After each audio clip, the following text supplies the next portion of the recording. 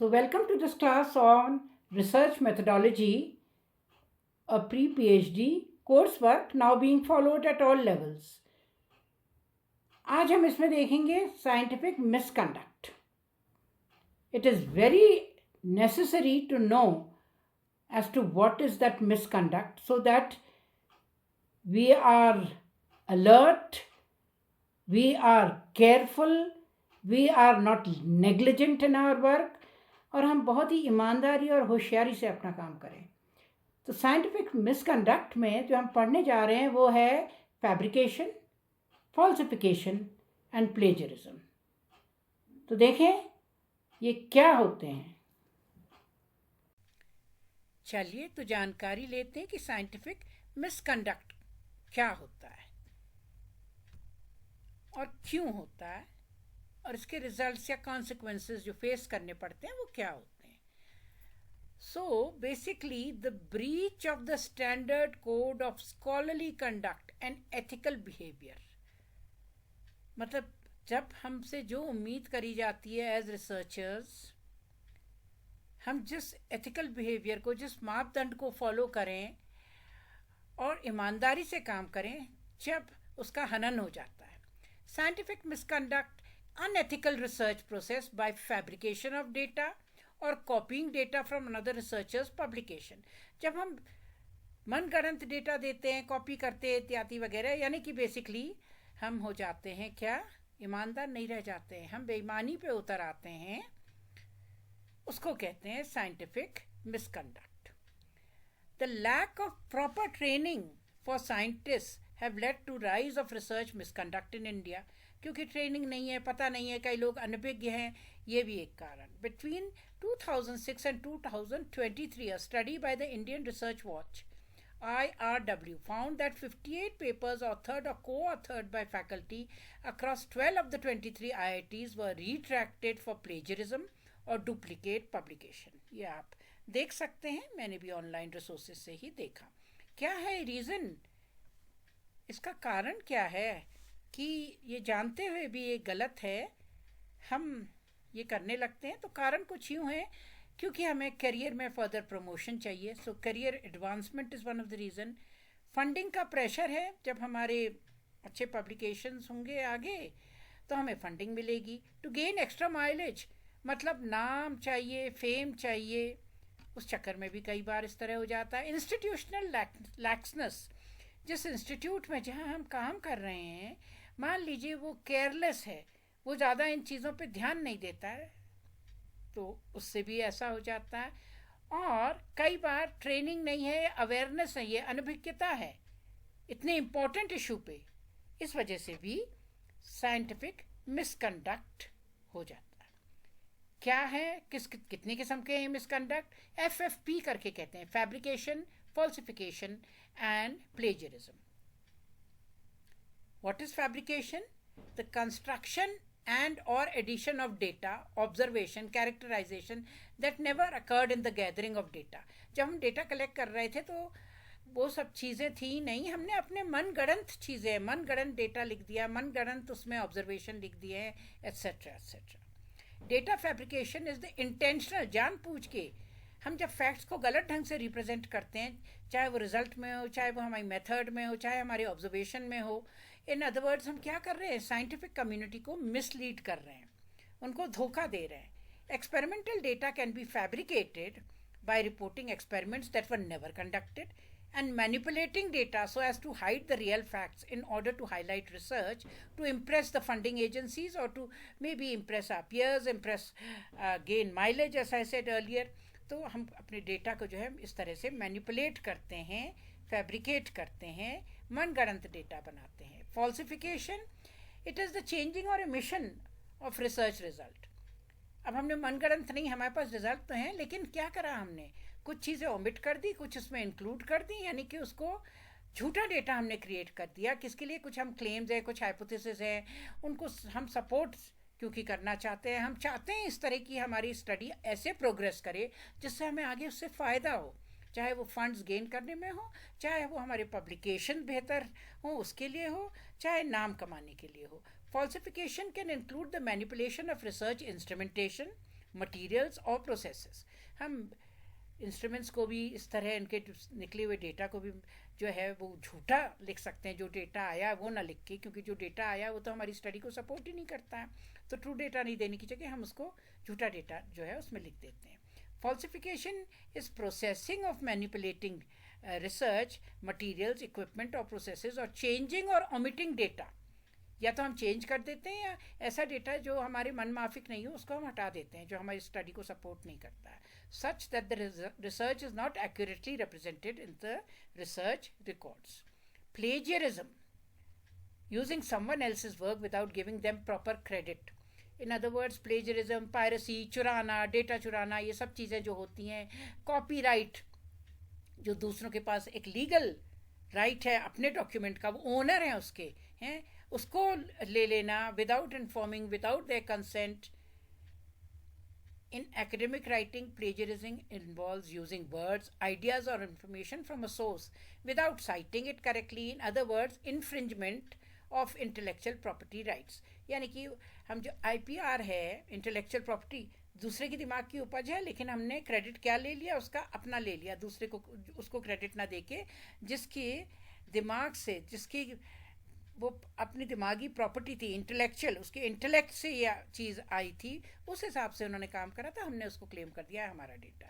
According to the Merriam Webster online dictionary, to plagiarize means to steal and pass off the ideas of others और words of others as one's own, उनको अपना जैसा बना करके उनको represent करना. कितने किस्म के होते हैं ये प्लेजरिज्म? या तो कंप्लीट प्लेजरिज्म होता है, कंप्लीट प्लेजरिज्म और इंटेलेक्चुअल थेफ्ट, ये सबसे सिवियर फॉर्म है. क्यों? क्योंकि इसमें हम जैसा लिखा होता है वैस वो पूरा का पूरा वर्ड बाय वर्ड हम वो कॉपी करके उसको ऐसे दिखाते हैं, ऐसे रिप्रेजेंट करते हैं, ऐसे पब्लिश करते हैं कि जैसे कि वो हमारा है. तो इसका मतलब ये हम क्या कर रहे हैं? चोरी कर रहे हैं. सोर्स बेस्ड क्योंकि अलग अलग सोर्सेज है हमारे पास, तो रिसर्चर जो है हम अच्छी तरह रेफरेंस जो हैं वो नहीं देते हैं, या जो मतलब जो देते भी हैं वो ऐसा देते हैं जहाँ जो होता नहीं है या इनकरेक्ट होता है. और कई बार ऐसा होता है रिसर्चर जो है वो सेकेंडरी सोर्स को जो है लेता है, लेकिन उसको प्राइमरी की तरह कि हमारा डेटा है करके ऐसा इन्फॉर्मेशन देता है और उस सेकेंडरी सोर्स को कोट नहीं करता है. डायरेक्ट प्लेजरिज्म, देखिए ये तो क्या था, कंप्लीट, कि हमने सारा का सारा ऐसे ही हमने पब्लिश कर दिया डेटा, किसी दूसरे का मैन्युस्क्रिप्ट था उसको. अब डायरेक्ट में word for word plagiarism occurs, जब ऑथर जो है कॉपी कर रहा है टेक्स्ट दूसरे का ऐसे ही का ऐसे ही. मतलब थोड़ी सी फ़र्क है इसमें डायरेक्ट में और कंप्लीट में. कंप्लीट में तो हमने क्या किया, सबसे सिवियर फॉर्म है, उसका पूरा पेपर हमने अपने नाम से पब्लिश कर दिया. इसमें हमने क्या किया, वर्ड बाय वर्ड उसमें से कॉपी किया और उसमें कहीं भी कोटेशन नहीं यूज़ करे, कोई उसको क्रेडिट नहीं दिया, रेफरेंसिंग नहीं दी उनकी, और वो टेक्स्ट जो है कुछ पार्ट कॉपी करा. कंप्लीट में तो पूरा ही कॉपी करा, इसमें हमने जो वर्ड बाय वर्ड कॉपी करा वो कुछ हिस्सा कॉपी करा है और क्रेडिट नहीं दिया जहाँ से कॉपी करा. तो जैसा मैंने कहा, it is like complete plagiarism only. और उसमें सिवियर जो है एकेडमिक डिसिप्लिनरी एक्शन होता है, क्योंकि फिर से ये ब्रीच है of academic rules and ethics. Ethics और ईमानदारी साइंटिफिक इंटेग्रिटी के खिलाफ है, ऑनेस्टी के खिलाफ है. सेल्फ और ऑटो प्लेजरिज्म, अब हमने अपना कुछ पब्लिश करा है पेपर, अगला पेपर जब लिया तो उसी के कुछ पार्ट हमने कॉपी कर लिए, अपने ही पार्ट, और पुराने पेपर को बिना एक्नॉलेज करे. और इसमें डिपेंड करता है कितना परसेंटेज कॉपी है. कुछ परसेंटेज तो मान्य है, कुछ छोटा परसेंटेज, लेकिन उसके अलावा आप फिर आपको वो मैन्युस्क्रिप्ट रिटर्न कर दिया जाता है, क्योंकि ये कहा जाता है आपका ये क्या है, सेल्फ या auto plagiarism. You are suppose to change it, improve on it. Most journals run, इसीलिए कई जर्नल्स, बहुत मतलब ज़्यादातर जर्नल्स हैं उसमें प्लेजरिज्म डिटेक्शन सॉफ्टवेयर होता है, रिव्यू, वो पेपर रिव्यू करने से पहले. पैराफ्रेजिंग प्लेजरिज्म, इसमें दूसरे का लिखा हुआ है उसको क्या करा, थोड़ा बहुत इधर उधर हेर फेर करके, जिससे कि सेंटेंस तो बदल जाए, लेकिन सेंटेंस का जो अभिप्राय है, जो मीनिंग है, that does not change. It involves the use of someone else's writing with some minor changes in the sentence so as to change the sentence but not the meaning. In short, original idea is copied, copy कर रहे हैं दूसरे का original idea. Accidental plagiarism, whether intentional और accidental, इसके नतीजे तो वही होते हैं, क्योंकि आप कैसे प्रूव करेंगे कि बाय एक्सीडेंट हुआ, लेकिन it may be accidental because आपकी लापरवाही से ये हुआ। इसीलिए बहुत ज़रूरी है कि सभी को अवेयर करा जाए। इसलिए बहुत अब ये रिसर्च मेथडोलॉजी के कोर्स में जहाँ कहीं भी किसी भी लेवल में, मैंने जैसा शुरू से बताया, रिसर्च होती है। अब तो रिसर्च ऑल लेवल्स में हो रही है, ज़रूरी नहीं है कि आप पीएचडी कर रहे हैं उसी में हो रही है, आप डिसर्टेशन के लिए कर रहे हैं, आप अपने बीएससी में यूजी कोर्सेज के लिए एक सर्टन स्टडी को कंप्लीट करने के लिए उसमें कुछ रिसर्च अंडरटेक कर रहे हैं। सो until and unless you are made aware of it कि क्या होता है रिसर्च एथिक्स या साइंटिफिक कंडक्ट और क्या होता है मिसकंडक्ट, तो इसलिए आपको जानना बहुत ज़रूरी है, नहीं तो आप कैसे फॉलो करेंगे। आप अनभिज्ञ होने के कारण, क्योंकि आपकी जानकारी नहीं है, तो एट टाइम्स एक्सीडेंटली प्लेजरिज्म हो जाएगा और उसका नतीजा तो भुगतना ही पड़ेगा। फिर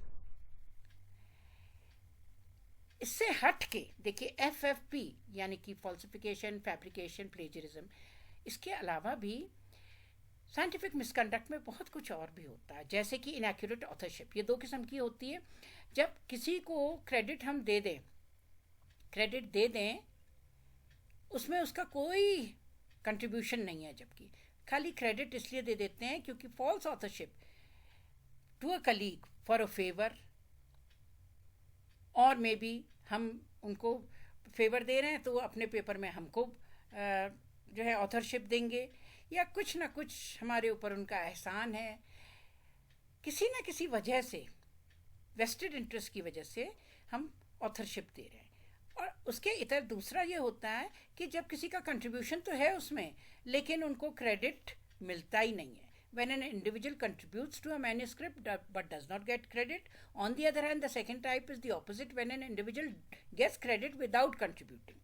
दोनों के दोनों जो हैं वो वायलेट करते हैं हमारे कोड ऑफ कंडक्ट को रिसर्च में। इसके अलावा होते हैं गोस्ट राइटर्स। देखिए साइंटिफिक मिसकंडक्ट का तरीका, जैसा कि नाम से ही जाहिर है, गोस्ट राइटर है ना, जो दिखते नहीं है मैन्यूस्क्रिप्ट में।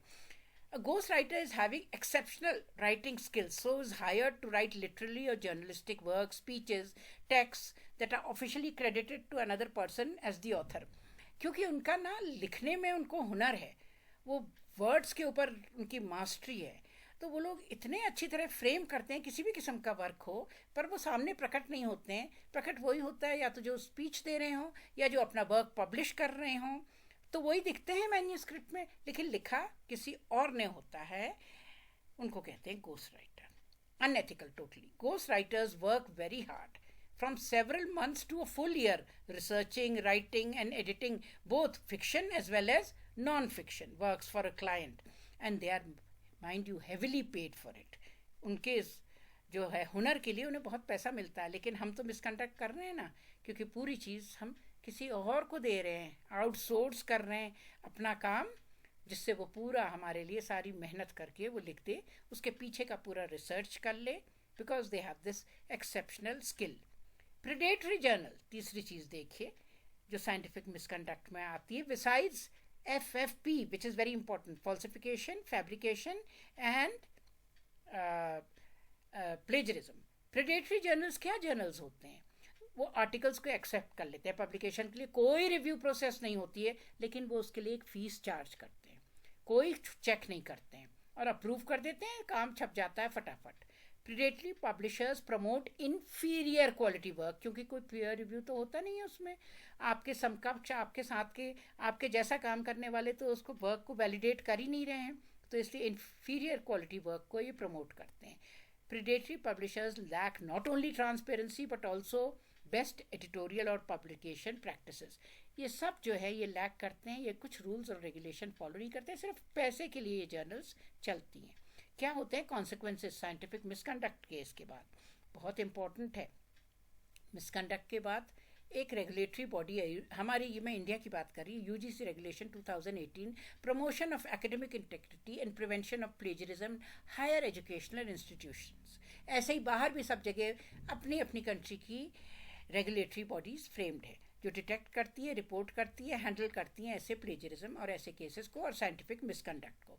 If any member of the academic community suspects with proof that a case of plagiarism has happened in any document, तो वो उसको रिपोर्ट करें और departmental academic integrity panel DAIP जो है उसको वो रिपोर्ट देंगे। जब एक बार DAIP जो है वो उसको इन्वेस्टिगेट करेगा और इन्वेस्टिगेशन की जो रिपोर्ट है डिपार्टमेंटल एकेडमिक इंटीग्रिटी पैनल, उसके बाद वो उसको क्या करेगा, अपने रिकमेंडेशन कहाँ भेजेगा, institutional academic integrity panel, higher education के जो होते हैं वो institutional academic integrity panel IAIP, वहाँ हायर एजुकेशन इंस्टीट्यूशंस जो हैं उनको सबमिट करता है।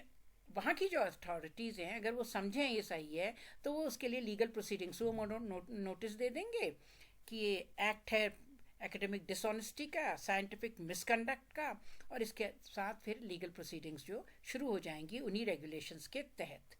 Similar proceedings can also be initiated by HEI on the basis of finding of an examiner. कोई भी जो एग्जामिन कर रहा हो, ये सारे केसेस जो है IAIP जो है एकेडमिक इंटीग्रिटी पैनल, ये जो है हायर एजुकेशनल इंस्टीट्यूशंस का, वो इसको इन्वेस्टिगेट करती है। पेनल्टीज़ क्या होती है, जब द रिसर्चर जो है वो उसको मिलता है समय अपने को ऑनेस्ट प्रूव करने के लिए कि ये साइंटिफिक मिसकंडक्ट नहीं है, person is doing work honestly, plagiarism नहीं है, फॉल्सिफिकेशन नहीं है, इसके अलावा फैब्रिकेशन नहीं है, और सारी जो ऑथरशिप है उन्हीं की है, एट्सेट्रा एट्सेट्रा, जो चीज़ें मैंने पॉइंट्स पहले डिस्कस करी थी।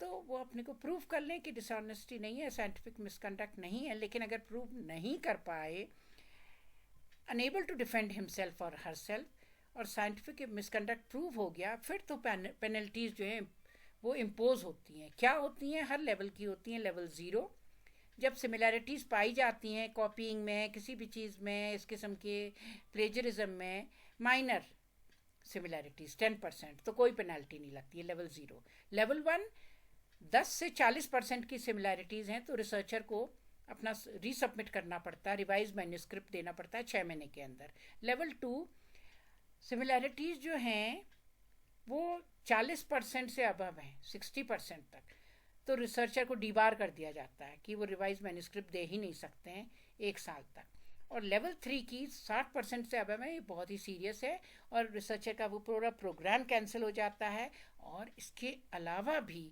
बहुत सारी कॉन्सिक्वेंसेस फेस करनी पड़ती हैं। वो क्या है, damage to reputation, scientific misconduct can severely damage a researcher's reputation, not only reputation, उसके कैरियर को भी समाप्त कर सकता है।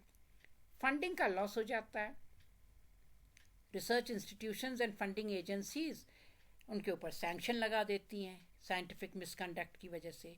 लीगल रेमिफिकेशन, जैसे पहले कहा, उनको नोटिस दिया जा सकता है और लीगल एक्शन लिया जा सकता है, और कई बार उनको अपनी नौकरी भी खोनी पड़ती है। जिस प्लेस में हो वो प्लेस, वो सिचुएशन, वो पोजीशन वो खो देते हैं।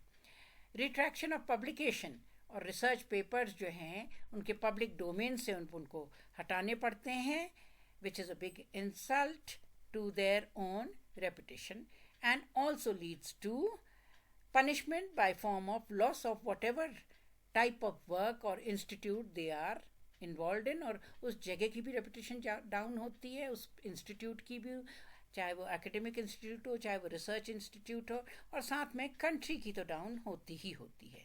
तो we must take into consideration and we must be aware as to what is scientific misconduct. So thank you.